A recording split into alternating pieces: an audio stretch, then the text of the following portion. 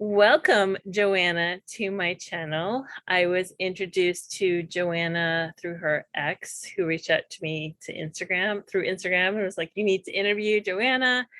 She has an awesome story that she would love to share." And me and Joanna have been chatting for like an hour before this interview, and she's just such a lovely human being. And I have not even heard her Jehovah's Witness story yet, so I'm really looking forward to hearing that. And Joanna, without further ado, if you can take us back to the very beginning of maybe when your mom or your grandmother, what is the storyline about how they came into the religion? And then you can just start from there. Yeah, absolutely. So I was born and raised a Jehovah's Witness. My mom was the one who converted to JW with my grandmother and my sister. And my mom was about, I think she was in her maybe like 19 or 20 when she in her 20s when she became a Jehovah's Witness. And that was her introduction. And I believe she was, if I can recall, she was either still in Costa Rica or here in the States when she converted. And then that's when she met my dad. But my dad was never really a practicing Jehovah's Witness. He was just kind of like in the background, just kind of went with the flow. And my mom was mostly the one that would go to the Kingdom Hall and was heavily involved.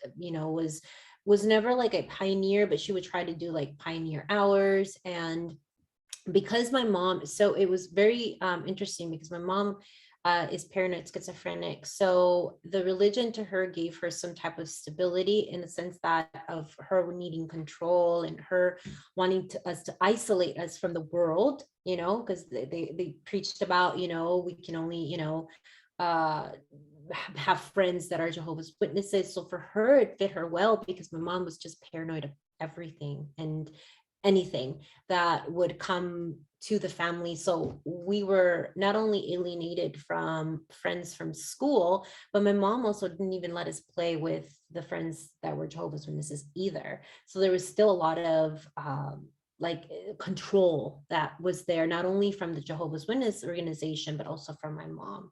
So she was the one that basically taught us about, the whole thing, becoming a pioneer and the whole, not wanting to go to college. She didn't allow me to go to college.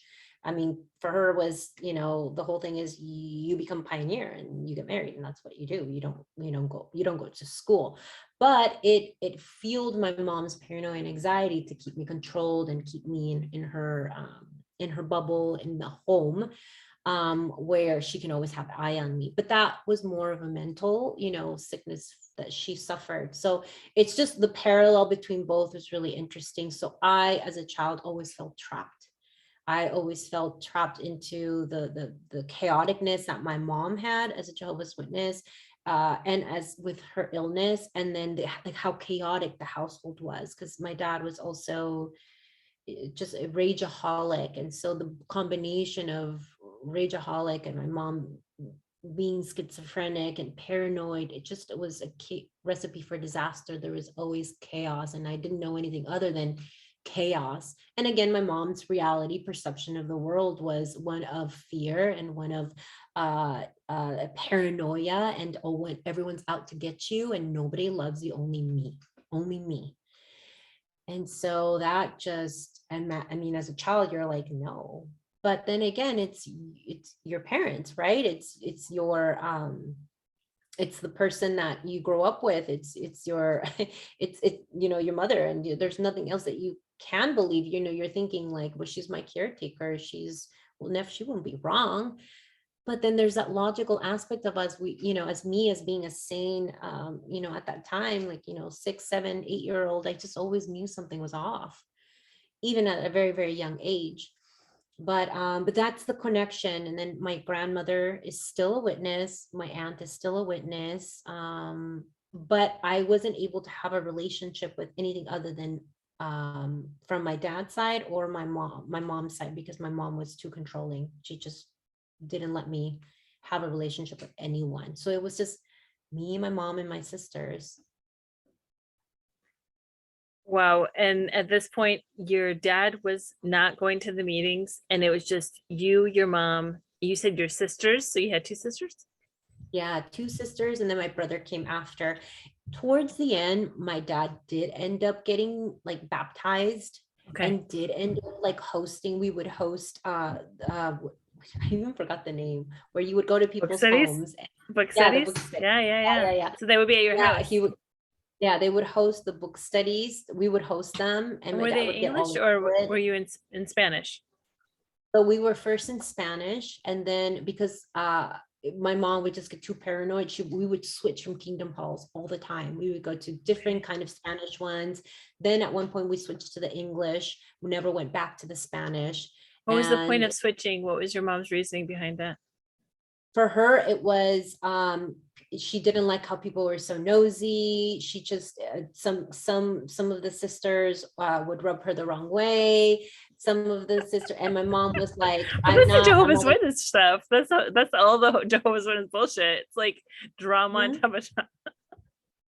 But my Your mom's poor way of mom. escaping it was just switching to another kingdom hall. So we were Okay. always switching, and I just remember like back then it was always about, your looks, and always about how conservative you are, and it was always about, how you're sitting. My mom always focused the attention on speaking less and being more attentive, being more mysterious, being more, you know uh commenting, and making sure you're always like boxing. There was always these boxes that you needed to check off, and I was always trying to check off all those boxes and have like all of these comments like ready, and ready to like answer the comments. And there would be this elaborate, attaching Bible textures of explanations, and just trying to make my mom proud, and having people think that I'm like this, really, pious woman. That was the word, pious,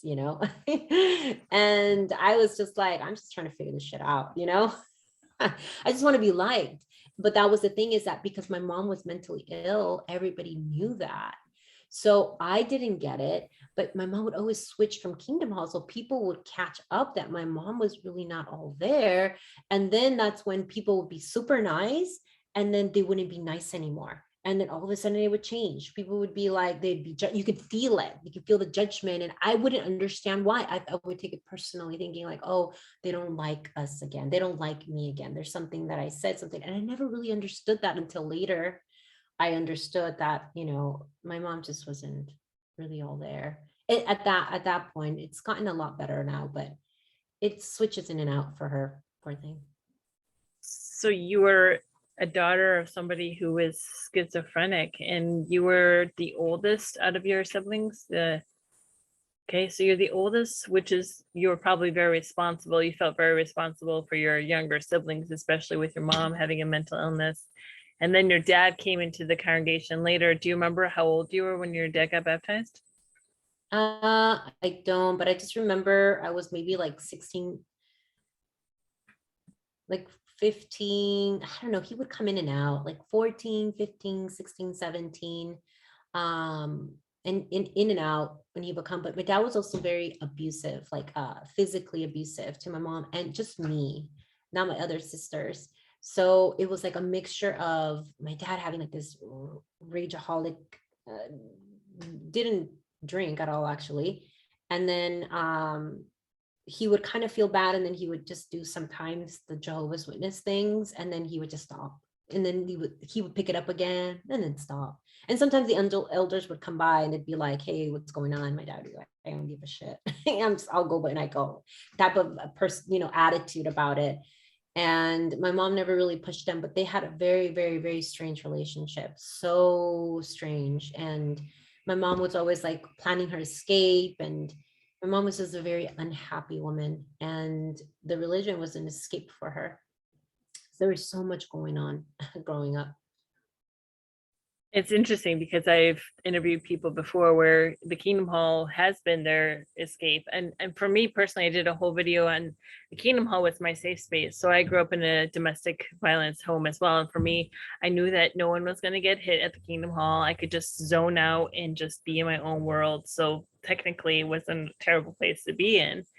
So you grew up in this kind of situation where dad was a certain way at home, your mom was a certain way outside of the Kingdom Hall, back and forth. People knew who she was. You went to all these different Kingdom Halls, but essentially you could be who you wanted to be at the Kingdom Hall. It sounded like you were just kind of maybe the people in the congregation were a little nicer to you, probably because they knew your mom was a little off. Actually, it was the opposite. They were nice at first, and then once they Interesting. figured it out with my mom, it was weird. They would just think that Wow. I don't know. My perception of it was that they just stopped talking to me, and I didn't understand why. I was like, hey, let's hang out. There was this urgency of wanting to get together and hanging out. And there is points in timelines where one congregation was really great, and then my mom would change it, and that it really hurt, and I didn't understand why, and they were really great for me. And then there was the next one we would go to that really wasn't so great, but then my mom wanted to stay there. It just didn't make any logical sense. And so I never really had stability, not even in the Kingdom Hall. There was Wow. never a friendship I could ever make, because my Mhm. mom would always be in the middle of any and every relationship. And what was really interesting is that, but not only she never really even explained, as you know, especially in the JW organization, they don't explain to you, about your sexuality, or or sex, or the details of it, or when you're growing into, like, for me it was my breast or my period. Nothing was ever explained, at least for me. So I'm here going through puberty, and I'm just like, okay, I guess I need a pad now. And my mom's like, oh yeah, you just, you do this. And or when I would get aroused and I didn't know what the fuck, I was a very like sexual kid, and I didn't understand like why, I was having all of these sensations, and there was no way I could ask my mom about what, if any of this, because she had all of this, shame about what she went through too. So it was like I'm just thrown into it, and you just got to figure it out. And I tried to figure it out. Oh man, it was a journey. So here you were, this kid of trying to figure everything out. You're getting in your teen years, and I know that you mentioned before to me that you got married when you were 19. Yes, So what yes, was the yes. I was. situation around that? You just graduated high school. Where did you meet your ex? Was it at the Kingdom Hall, at the convention? It was at the. I was a church. Church. It was the Kingdom Hall we went to, but actually, there is something that I skipped that I do want to talk about. That was prior to Eric. Which Sure. was uh when I was okay. So as you know, they didn't explain to me, and I've actually not talked about this. So I think it's very fitting that I do, because my spirit is like, you need to release it and let it go so I can start healing from it, which I have been. But what was, I think, the most traumatic for me, especially in the organization, was that big shame. And so I ended up growing up into my body very quickly. I was like 13 going on 14, and all of a sudden I was an overweight kid, and I lost all my weight. I started getting boobs, and I'm pretty tall, so I got really really tall, so I started to stand out in the Kingdom Hall. So I went to a convention as normal, and I was starting to change. I was 14 turning 15, and I was like really into like fashion now, and getting cute outfits, and I was getting noticed by men, but I didn't understand why. I was like, all of a sudden I was like, oh, guys are actually like checking me out. And I was like, but I would get really shy, and I would get really uncomfortable. But my mom, I knew I couldn't talk to my mom about it, but I just knew it was different. So I went to I was one convention where one of the guys ended up like like coming up to me and wanting to talk to me. And I'm just like, I look at my mom, and I'm like, what do I do? I'm looking at my, like, what do I do? And my mom's like, go ahead, you can talk. So I was like, okay. So I'm talking to this gentleman, and they're like, oh, I would love to exchange phone numbers with you. And I said, oh, okay. So I was like, okay. So I give him my phone number. At the time I didn't have a cell phone, it was just a house phone. And then the next day, another person comes up to me wanting to get my information. And I was like, look at my mom, and mom's like, that's fine.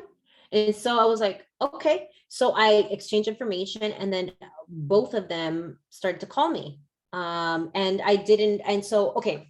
So as they're calling me, I didn't realize that they were best friends. And I also didn't realize that they were much older. I was 14 at the time and they were 21. And so, one of them wanted This to is get to know non, me. I just want to chime in there. You're 14. This is very non JW of your mom to say go ahead, because at 14 you definitely were not ready for marriage, as the organization makes you feel like you need to be in order to get start dating. I wonder what your mom's mentality was at this point. Does she feel that you are already allowed to start dating, or maybe she saw your body changing and she knew you had needs?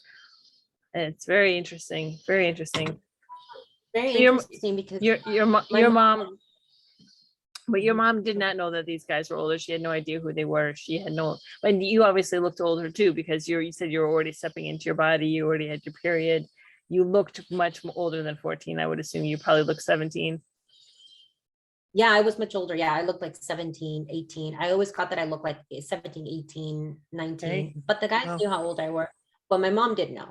My mom did know their ages. My mom did know, my mom knew everything because that's my Whoa. mom, Wow. controlling mom. But she said it was okay because one was, I think, a circuit, what was it? A circuit overseer, which is the one that's below an elder.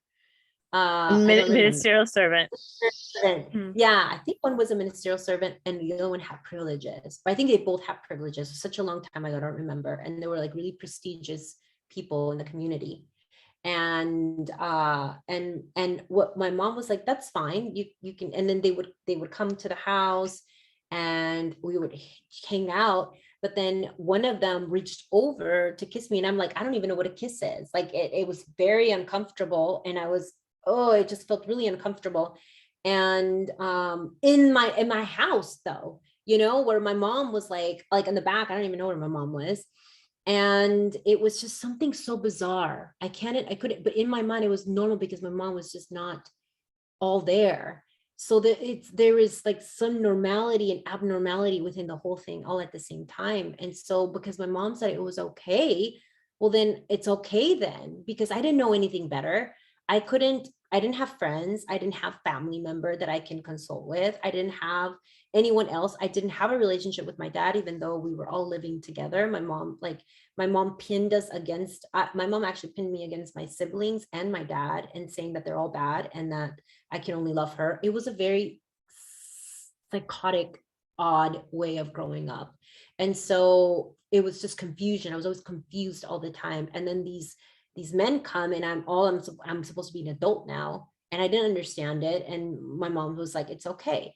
So then what ended up happening is that I'm getting to know these two men and knowing that they're best friends, but what they're really doing is they're trying to score at me versus getting to know me.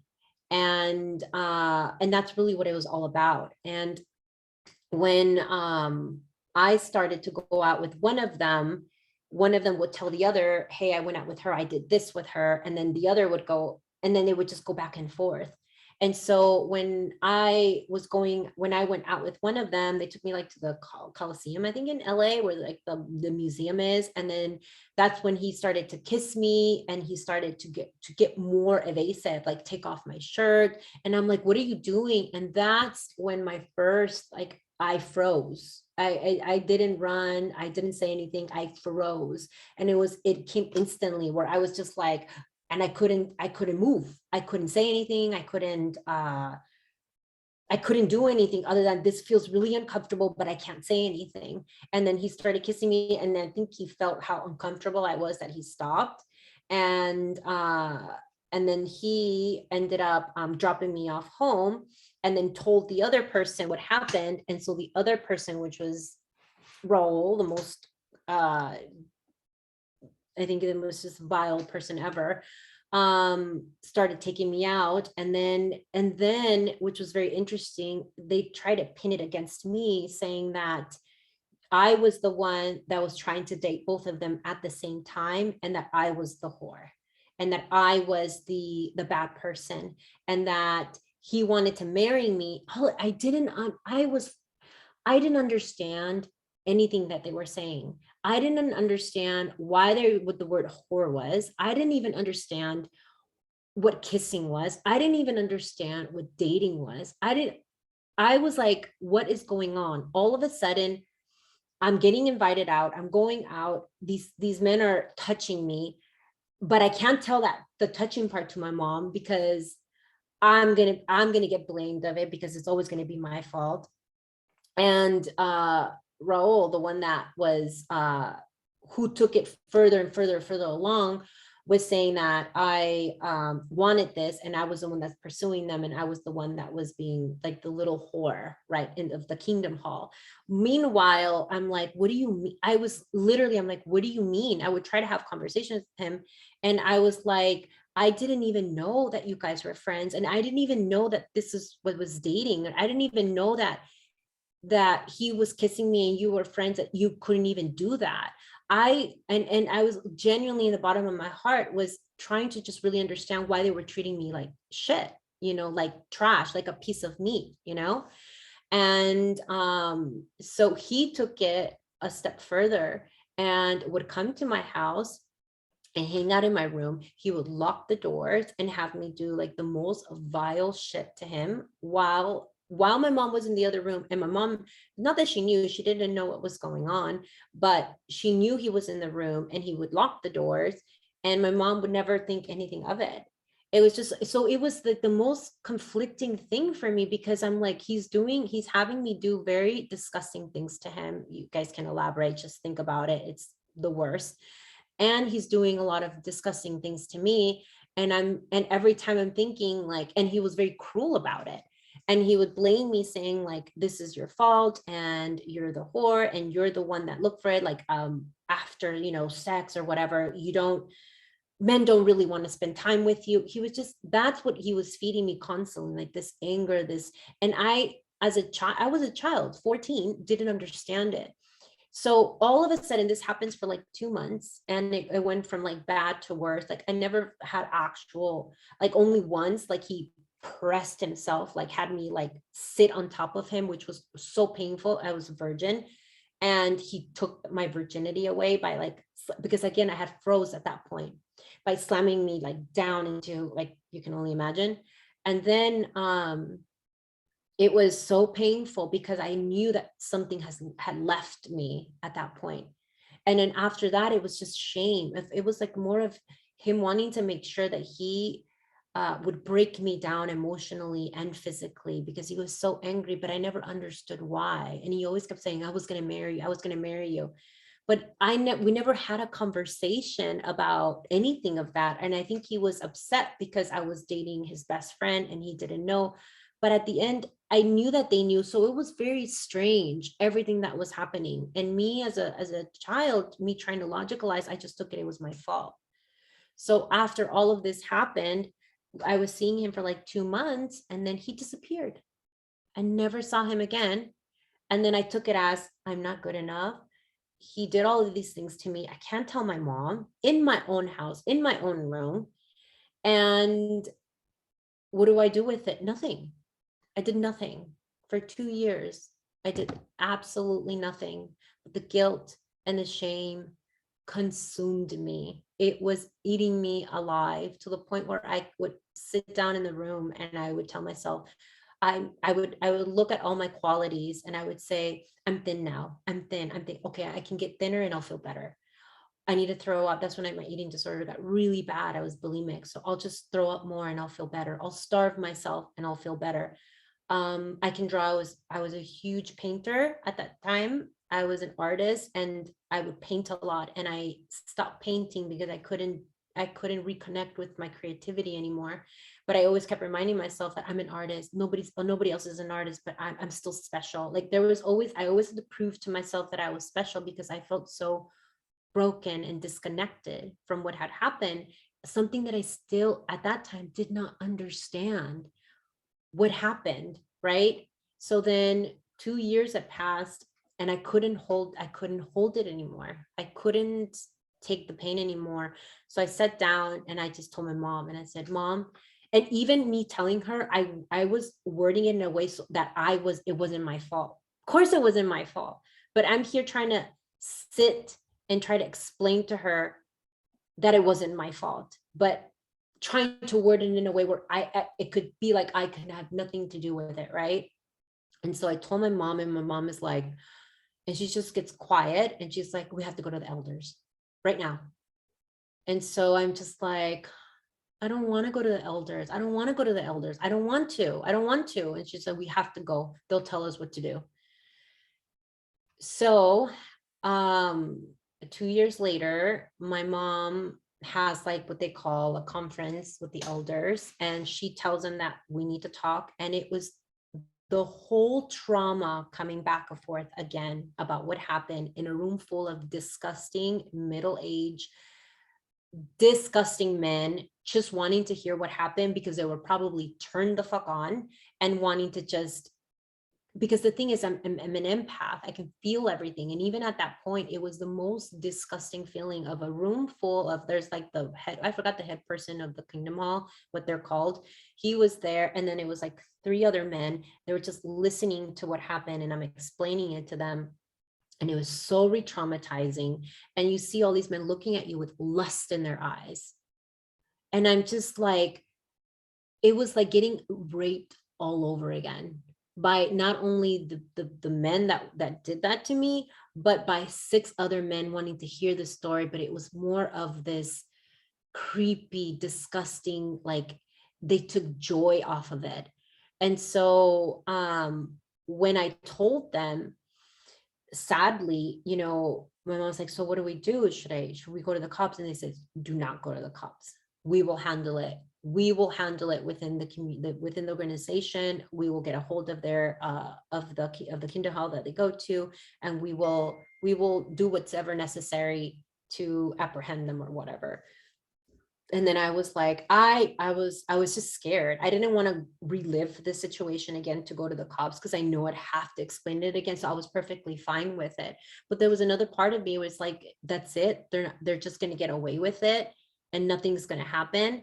And so what ended up happening is they did get disfellowshipped, but then they ended up spreading rumors that it was my fault. And then those people, all those elders that were in the room, ended up telling their wives, they're not supposed to, but they ended up telling their wives what happened. And then they, as you know, rumors started. And guess who got shamed for it? Not them, but me. So I was the one carrying the Scarlet A letter for adultery or fornicator.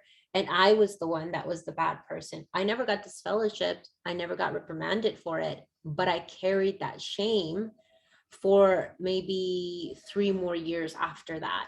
And I would go to the Kingdom Hall and I would have to, now I was the one that was switching Kingdom Hall from Kingdom Hall because once they knew who I was and once people would put pieces together, they would stop talking to me.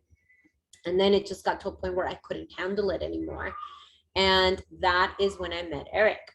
Is I moved to a different Kingdom Hall, and it was an English Kingdom Hall. And when I met Eric, we just hit it off. We were just really good friends, and I met him through another friend. And I think they were actually talking at that point, but I guess they stopped talking, and then we started talking, and then very quickly my mom's like, you have to marry him. And that's how that situation happened. And I never got to heal from it or talk about it. This is actually the first time I actually get to talk about this, but I always held it within and never healed it, never expressed it. And what's very interesting, I'm going to share this, is that a few years later, I was 23. Me and Eric hadn't worked out. I had already divorced Eric. I get a message on Facebook from a woman that I don't know. And she has the audacity to tell me, she sends me a long paragraph. I was maybe 23, 24. And she says, this is all your fault because of you talking about your sexual abuse. My husband, which was the person who abused me, has been carrying your shame, which is your fault. And our family has been carrying your shame for what? you did, because he didn't do anything wrong, and you had to open your mouth and you had to tell the elders about what had happened to him, that he gets this fellowship, and now that's a shame that I have to carry, and Raul has to carry, and now we can't have a family, and we're having marital issues because of you. And I had just blocked all of that out, and all of it, I remember that day just came back of like the audacity when I didn't do anything wrong. And I never really processed it. And at one point I was so angry, I wish that I could, go to the police and file, but then at that point it was just, I don't know, I don't think there's statutory like rules of things, but it was very, very traumatic, very, very traumatic. And it was my first experience of experiencing something that was so cold, so um vile and shaming, that I never really got to heal from it, or talk to it with my mom either, even till this day. Like it, and so that's when I knew, especially where I'm at in the journey in my life and my spiritual awakening. That's when I knew, when Eric had told me about you, it needs to be talked about. I need to share now. Now it's my time to share my story. And it's just was very interesting. I still remember their names. I don't remember people's names. I still remember their full names. Raul Cofresi. And I still remember the other guys' names. Isaiah Almira, blowing you guys up. And I'm here to let it go. I'm here to give that shame back to them. It is not mine to hold anymore. And I forgive you guys, and I'm ready to move on. But this is what that religion did. It psychotic in a way of ripping any love, any connection that you have with yourself, with your family, with others. It was terrible, but I'm happy to share this. Wow. The story just blew my mind on so many levels, Joanna. I have to say, I just want to say thank you so much for sharing. And I share with you that I'm really, my power is I want to help women step into their sensual power, but I feel really called to work with sexual trauma because I too have had sexual abuse from somebody in the organization. But your story blew my mind on so many levels. I think that particular story is going to really, really impact a lot of people in the organization, outside of the organization. It takes so much courage to share that story on such a public platform as well, in such massive detail. That is insane, intense. And I just want to applaud you for taking that leap of faith to share it on this level, because you have no idea who's going to be listening to it. And I must ask, did your mom, when you Sure. went to the elders, she was there when you were actually talking to the elders about it? She was, and she was like on the corner, and it was so embarrassing to talk about, because not only there were so many energies, right, and so many dynamics. I had these disgusting men, which I still remember their faces, with lust in their eyes, and then I had my mom who was just worried, to, am I going to get this fellowship? That's all she cared. I mean, it's no, let me rephrase that. It's not that that's what she cared. That's what she was thought to believe. My mom cared, of course she cared, and my mom loved me, but my mom didn't know how to deal with a situation like this, and my poor mom, suffered. She has her own trauma. I love her to death.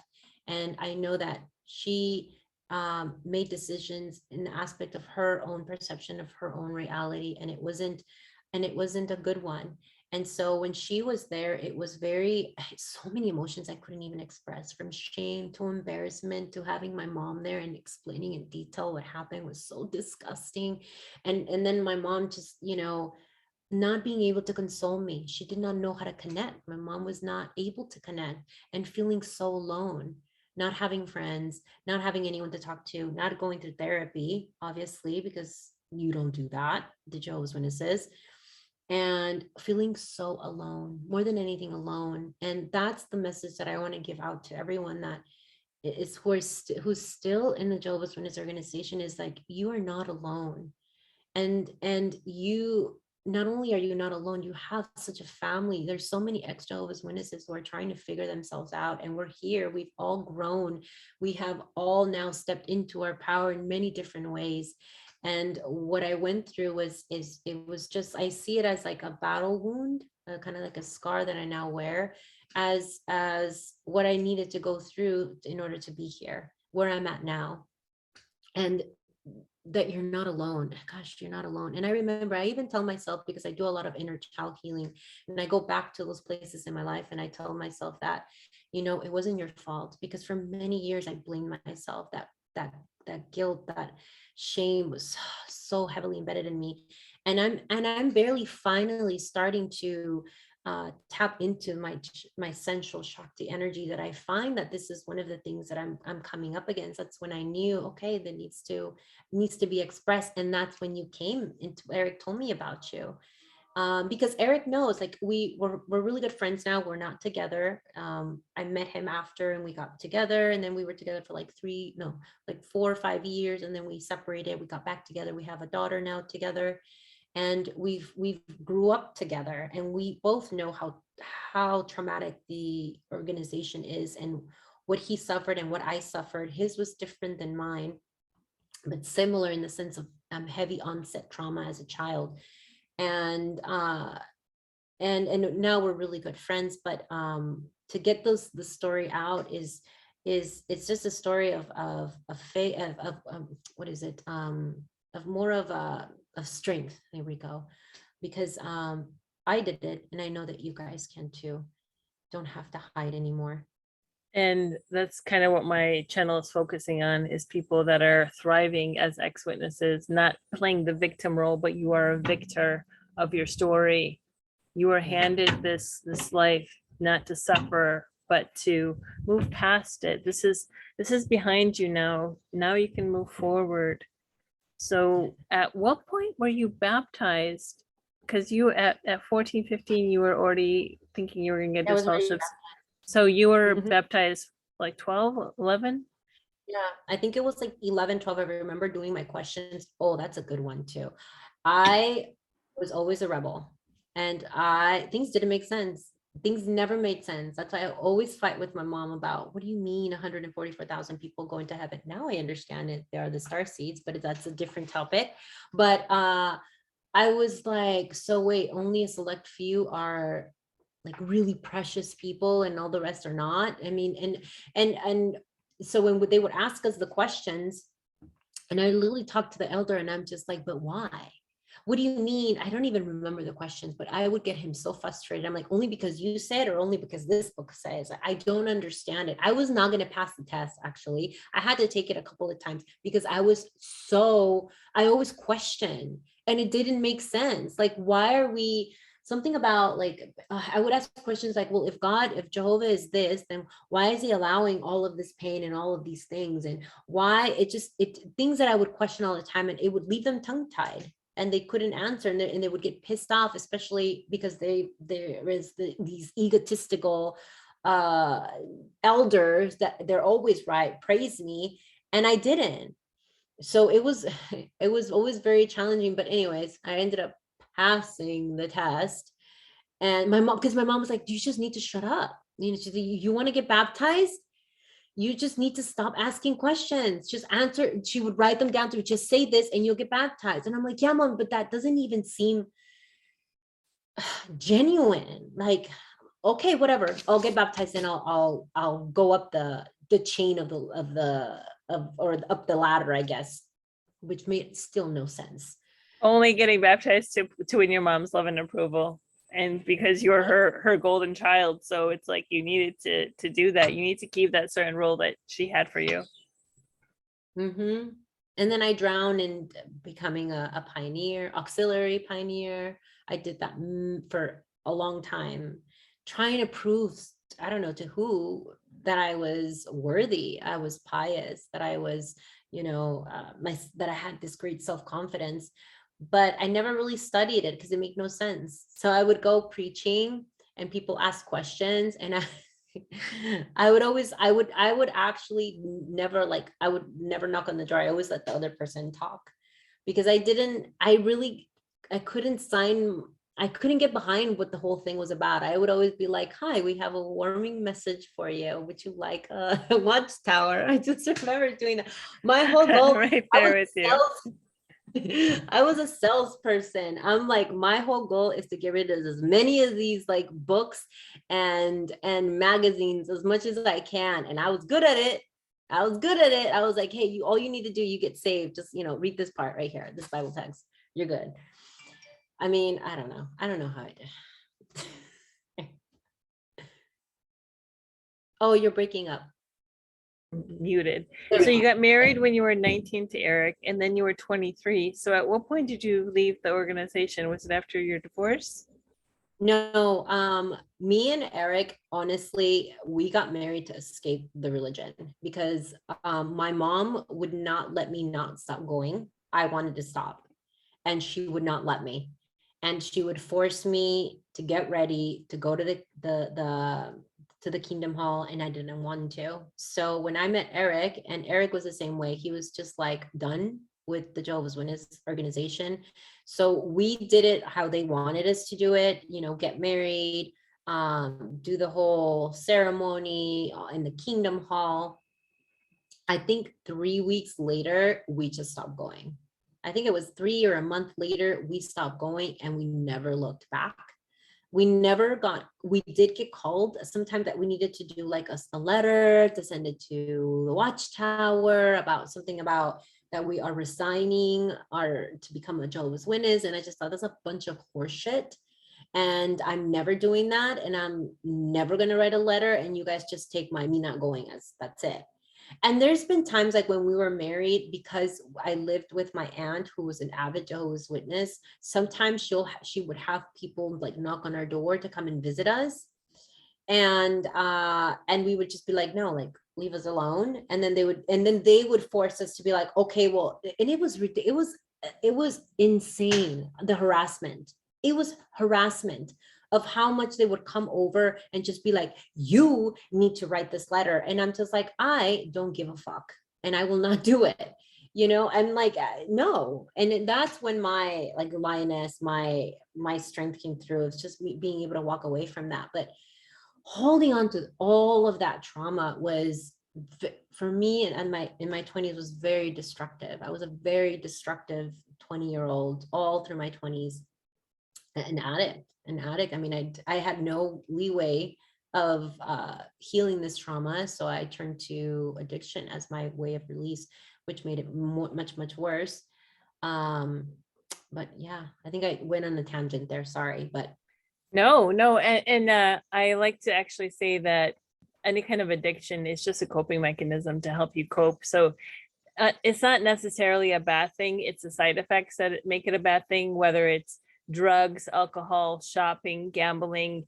It's the side effects that are actually bad. The addiction actually helped you get through. There's a book called In the Realms of the Hungry Ghost by Gabor Mate, and it really focuses on the addiction part because addiction is such a shameful thing. So people saying you're an addict, they're not really looking at the trauma that's underneath addiction, because people are addicted for a reason. It's a coping mechanism. So it's the coping mechanism to help you cope. You wouldn't be here today if it wasn't for that. And I'm sure it taught you a lot of things about yourself, got you to this point in your life. So technically not a bad thing. It's like the other things that went with it that are the bad thing. So you went with your addiction, and I know that actually ended at a certain point. You went to rehab, you said like 3-4 years ago. Yeah, so first it was my eating disorder. My eating disorder was my best friend. That was my ride or die. It talked to me. It had its own and it had its own entity. It had its own thinking. It was always there present for me. And then it merged over to, I wouldn't even drink because I was scared of the calories that the alcohol had. So I wouldn't even drink at all. But then in my late 20s or like early 20s, when I left Eric, I started to drink a lot and party. And that's what the partying was, what went crazy when I started to drink a lot and then merged into like blackouts, and it was pretty crazy. And then I met someone who was also heavy into drugs, a narcissist, of course, as an empath. We attract these vampire characteristics. And that's when I dived into more heavier drugs. And just that's when I started to lose everything, because the eating disorder was really like the good girl disorder, the good girl. Everything is perfect. I'm thin, nobody knows really what's going on. I'm still coherent. I'm not drinking, I'm still here, but little do they know that I'm binging and purging, starving, overeating, over exercising, etc., from behind closed doors. Crazy. But you're right, it helped me cope. That is a lot. The eating disorder is something that I completely bypassed during this whole thing. So at what point did you get your eating disorder under control? um let's see, so I ended up going into rehab. So then I was into heavy drugs. I went into rehab, and then my eating, okay, so I always had to be doing something, an addiction of something. So I stopped the drugs, but then my eating disorder came back. But when I had my daughter, when I okay, so when I got pregnant, I had just gotten back together with Eric, and I just realized it was a big mistake. And throughout my whole pregnancy, Eric really was just like very checked out. He was just very scared and had a lot of his own traumas that came up for him. So I really did the pregnancy by myself. I didn't have any emotional support. And so that, and I was 28 at the time, that I was already in recovery, and it pushed me back into my addiction. And so full on bulimic while pregnant until the end, until I had Zoe. And I don't know how she survived, because she probably, they didn't tell me this, but she Well, probably would have been stillborn. But binging and purging and starving oh, throughout the whole pregnancy, I was in inpatient, outpatient care. I was seeing therapists. They're like, you're crazy, you need to stop, but I couldn't. That's how deep I was in it. So when I had Zoe, she was not born, she was not breathing. I already knew that the strenuous, the throwing up was had took a toll to her heart and mine. So when she was born, she wasn't breathing, she wasn't moving, she was limp, and the doctors were like, we can't bring her back. And so they just put her on your chest, massage her, and see if maybe she comes back. And so I started crying, and I'm just like massaging her. I'm like, Zoe, come on, you could do this, you could do this, and breathe and breathe. And I'm just like, I promise. I said, like, I literally said this promise to her, and I said it out, and it was like this command, like, I am. And I said, I will never, ever, ever do my eating disorder ever, ever again. I will never throw up. I will never, ever do this. I promise, but just please come back to me. I'm so sorry. And she did. She started, right after I said that, she started breathing she started crying. It was like a very faint cry. And then they're like, okay, she has a pulse. And then they took her away from me, and then they started doing whatever they needed to her. That's when I stopped. The thoughts didn't stop. I never threw up after that. Even when I'm sick and when I feel like I need to throw up, I need to be dying, like dying, before I even consciously will throw up. And I can count that many times that has happened in my hand. But the thoughts of the eating disorder, the restricting, all of that was still there, but I was conscious about it, and I had to be very careful. So this was mind you, this was after I had Zoe. Then I got into drugs. So the addiction was very strong. It was a lot of trauma a lot of obvious trauma that I didn't heal, that needed to get healed. But that's kind of like the journey that I went through, is suffering. Not only me, but for the people around me suffered a lot through that. I have healed. The people around me still haven't. They have to have their own process and their own journey.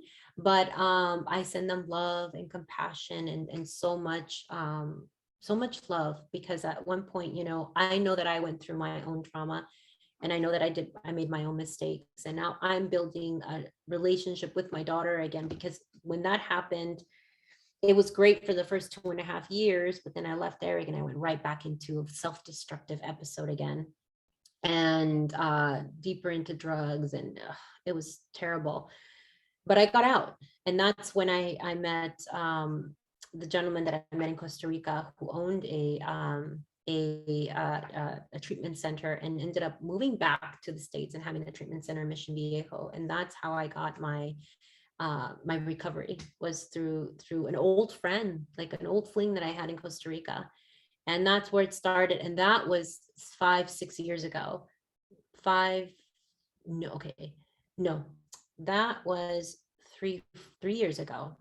But I became Muslim before that. So yeah, it's been a journey. That is so wild. So, and I know that you were Muslim for a couple years too, Oh yes, yes, yes. and you are no longer a Muslim. No, no. It's beautiful though, because I think everything, it was perfect, and even my experiences I had to go through. But my first, like you can say, spiritual awakening came through religion again. And I never said I was going to go back. And then when I met my ex, was Egyptian, and was his family was Muslim. He wasn't practicing, but he would talk about Islam, and he would talk about the Adhan and all of these things that actually found very fascinating. There is something there that I don't know, I found comfort in.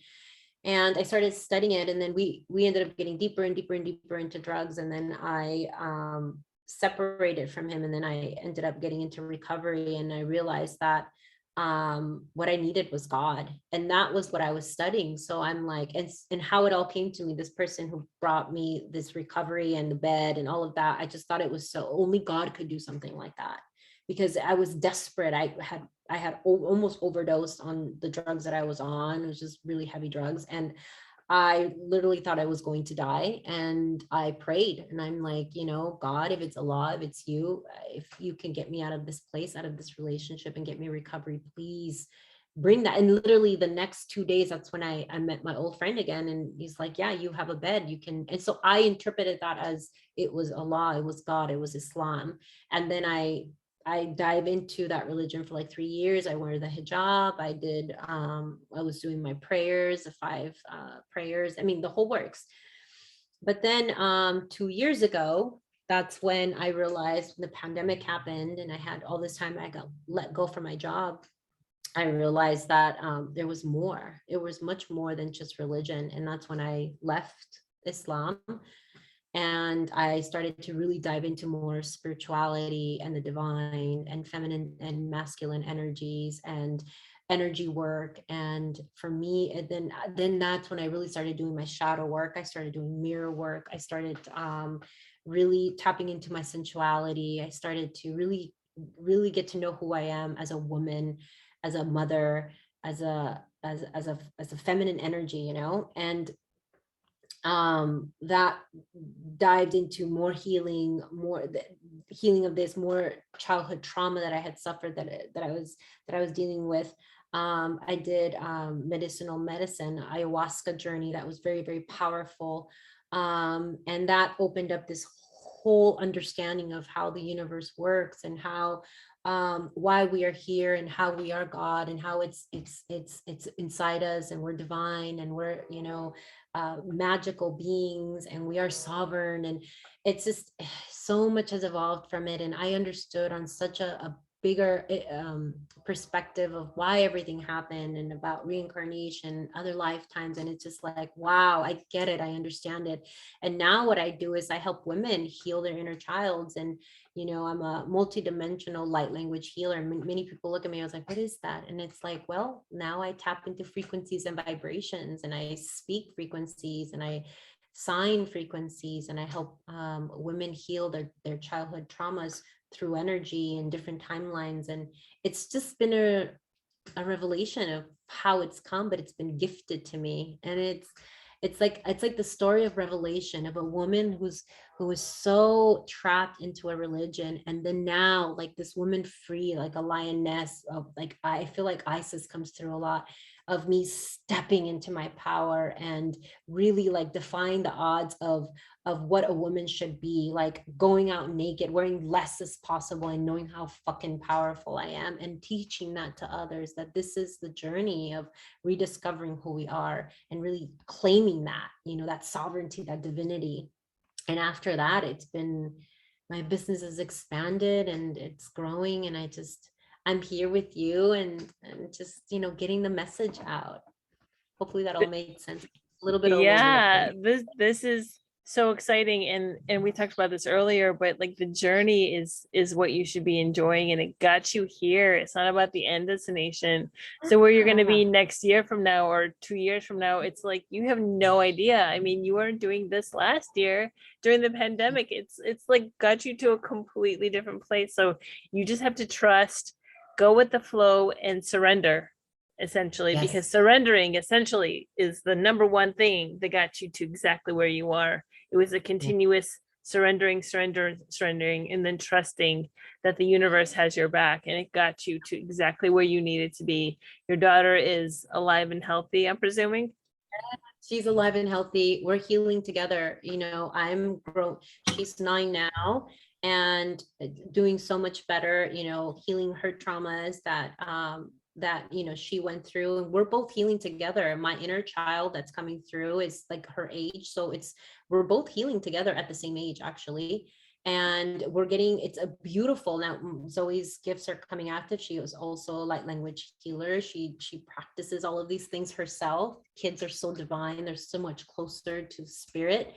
So she's taught me so much, and now I'm genuinely happy. Like, now I get to look at the past, and now just really just have compassion and empathy and love for those experiences and those inner childs that suffer. But now I can give them that wholeness that I felt I didn't have as a child, because I know that we're all born whole. We're all born innately. Our birthright is sovereignty and divinity, and so now I can teach that to my inner child, and really get to, like you said, like, just get to enjoy life, this process, because that's really what it is at the end of the day, is enjoying it. And now really, like, I love life. I love my experiences, my daughter, having this interview, the opportunities that have come, and the women I get to help. And the platforms that I use is TikTok and Instagram, and just being able to connect with these women, because they don't have that outlet that maybe perhaps my story can give them. That's why I felt like this story was really important, because I had shared everything else except this one.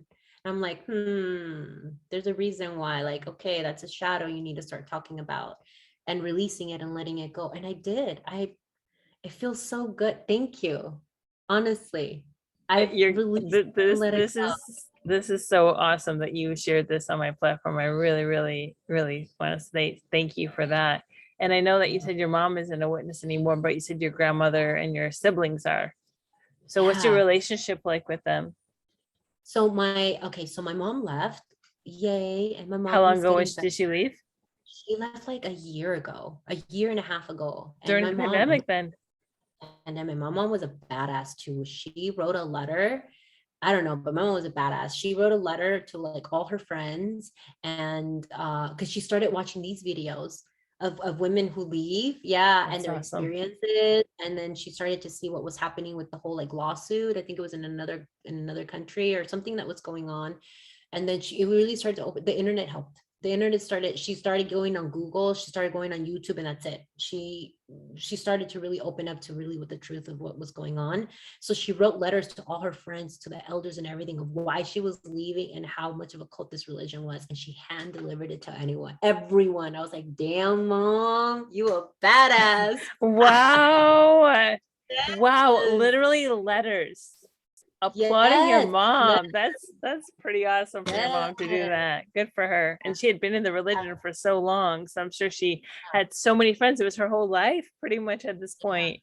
And she was Yes. willing to forfeit the relationship she had with your siblings and her own mom. So Yes. Well, how did that go? she doesn't have a relationship with my mom or my aunt. Okay. It's that's another like drama Mm.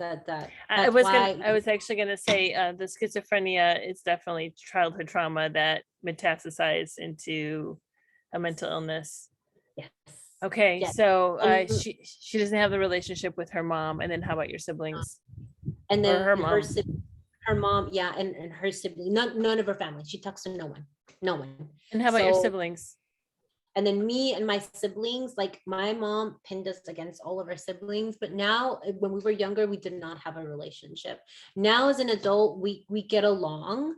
It's not the most tightest relationship, but we are in a better place than we were when we were younger. Because when we were younger, because my mom, what she'd do is she would pin us against each other. I don't know, it was her way of really understanding, but we didn't grow up close together, even though we were only family we had. I wasn't able to have a relationship with, because my mom didn't have a relationship with her family, and I wasn't able to have a relationship with my dad as a family, because I now realize when I did ayahuasca why, of what happened when I was much, much younger. Um, and that's another trauma that needs to get fixed. But for now, I'll just focus on myself. But it explains why I didn't have a relationship from both sides and I was left alone, nor my siblings either. I don't know, it was maybe my mom's way of protecting that love that she wanted from all of us.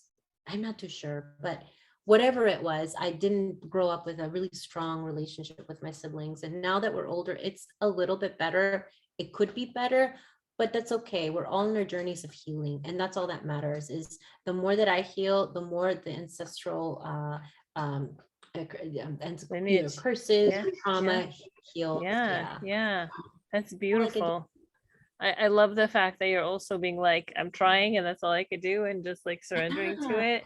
It's like you can yes, only like, fix yourself. You can't fix anybody else. In the same sense, it's like I know that you want to help other people, but you can only focus on yourself. The more you can help yourself, actually, then you exactly. can help other people as well, because they're looking at you and being like, okay, you're the example now. Then we can actually look back at ourselves, because essentially you're the mirror to your siblings.